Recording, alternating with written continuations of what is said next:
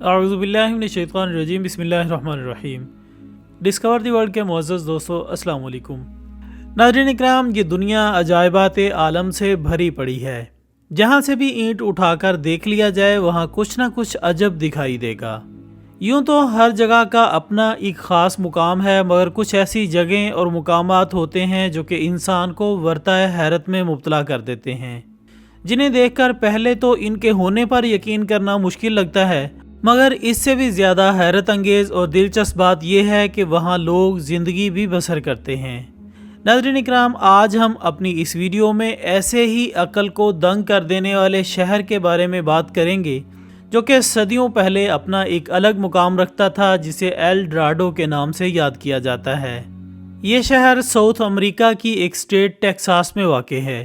ایک تحقیق کے مطابق جب یہ شہر آباد تھا تو اسے سونے کا شہر بھی کہا جاتا تھا، لیکن سوال یہ ہے کہ آخر اس شہر کے ساتھ ایسا کیا ماجرا ہوا کہ یہ اپنی لاجواب اہمیت کھو بیٹھا۔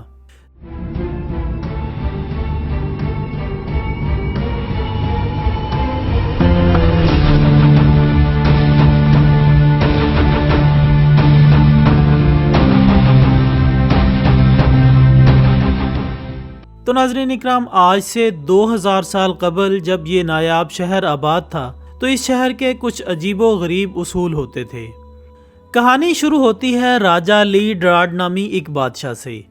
تاریخ میں ملتا ہے کہ یہ وہ واحد بادشاہ تھا جو کہ 10 سال کی عمر سے لے کر موت آنے تک کسی نہ کسی جنگ کا حصہ رہا، اور اس بادشاہ کی موت بھی ایک جنگ کے دوران ہی واقع ہوئی۔ اس شہر میں رہنے والے قبائل میں سے ایک قبیلہ مویسکا نامی قبیلہ تھا۔ اس قبیلے کا اصول ہوا کرتا تھا کہ جب بھی کسی کو راجہ چنا جاتا تو اس کے ساتھ کچھ عجیب و غریب حرکات کی جاتی۔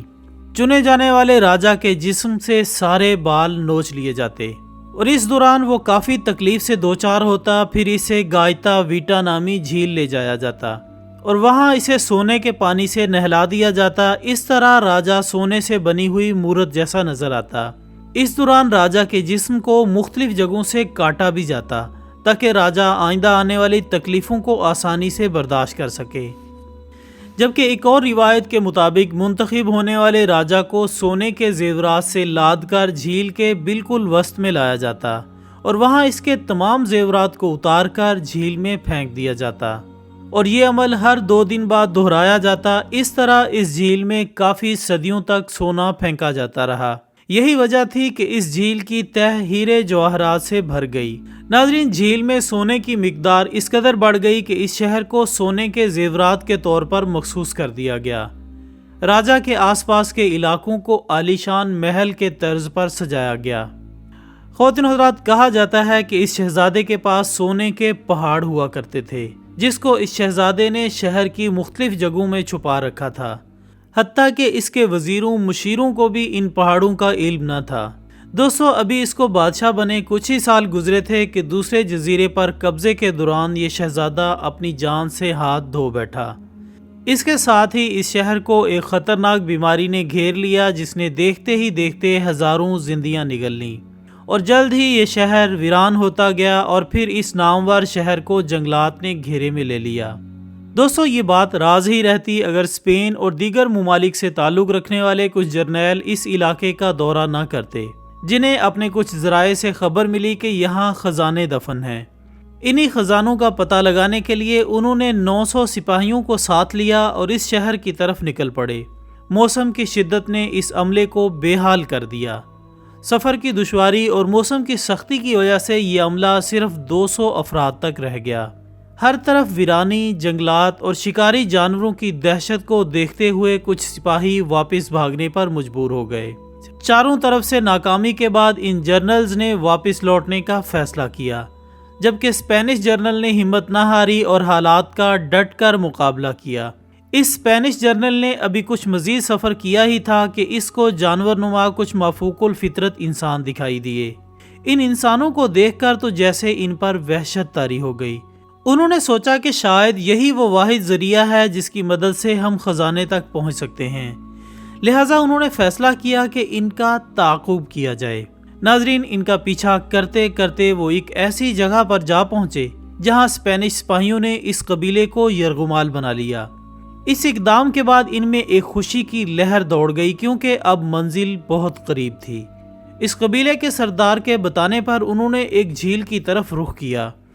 یہ وہی جھیل تھی جس کا ذکر ہم نے اپنی ویڈیو کے آغاز میں بھی کیا۔ اس جھیل پر جاتے ہی ان کو ابھرتی ہوئی کوئی چیز دکھائی دی۔ جب مزید کوشش کی گئی تو پتہ چلا کہ یہ وہی خزانے ہیں جو کہ صدیوں پہلے راجہ اس جھیل میں بہایا کرتا تھا۔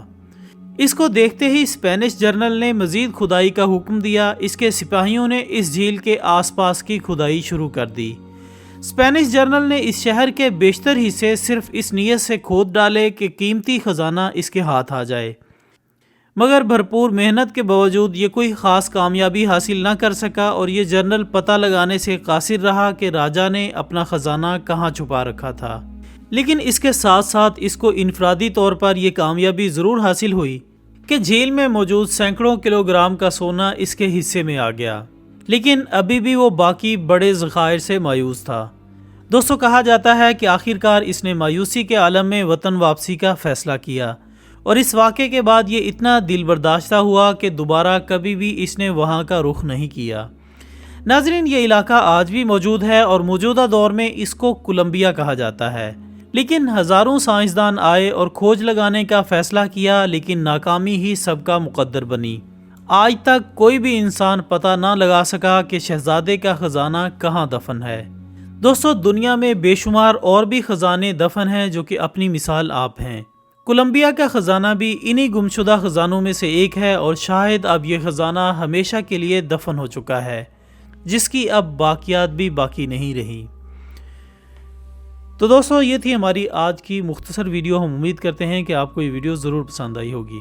ویڈیو سے متعلق اپنی رائے کومنٹس کی صورت میں ہم تک ضرور پہنچائیے گا۔ ہماری اگلی ویڈیو آنے تک اپنا، دوستوں، رشتہ داروں اور گردن وہاں کے تمام لوگوں کا بہت خیال رکھیے گا۔ اللہ حافظ۔